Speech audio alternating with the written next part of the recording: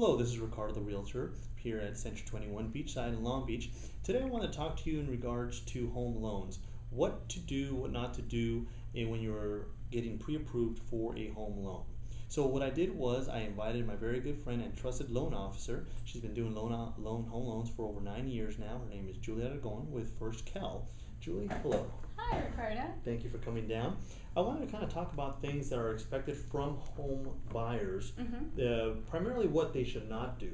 For example, I had a home buyer who, during the process, went out and co-signed for a car, and even though they weren't going to be paying it, it kind of messed with the debt-to-income ratio. Can you kind of talk about that? Exactly, Ricardo. It's very important that if you are thinking about buying a home, that you do not incur any new debt, even if it's co-signed debt, because that will in fact affect your ratios, and you may not be able to get the home that you thought you could or that you wanted.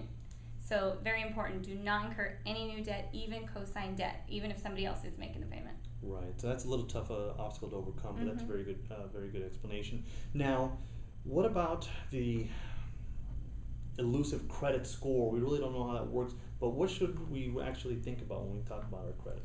Right, well, one of the things with credit is there's a lot of things that affect your score, and the most important is the timely payments, right? That's about 30% of your score is based on that.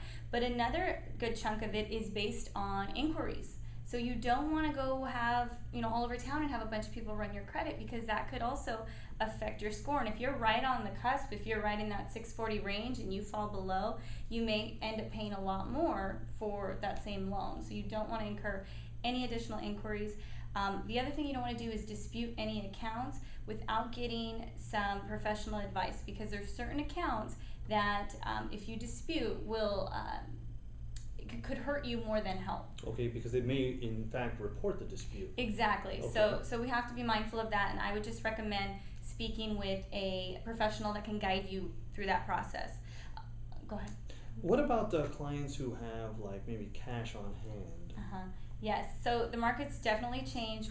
If you're going to have any large deposits, and these days deposits could be $500 and up, wow, you're going to have to source that. So if you do have that yard sale and you have $1,200 cash, you need to be able to remember where that cash came from, because the lender's going to want to know. So you have to source any deposits. If you do have Mattress Money, consult with me first, and I'll let you know the best way to get it into the account so you have less headaches while you're trying to close. Mattress Money, yes, very, very interesting. Yes, times have definitely changed in the lending business, and I'm just very fortunate to have Julie here on hand to answer a lot of these questions.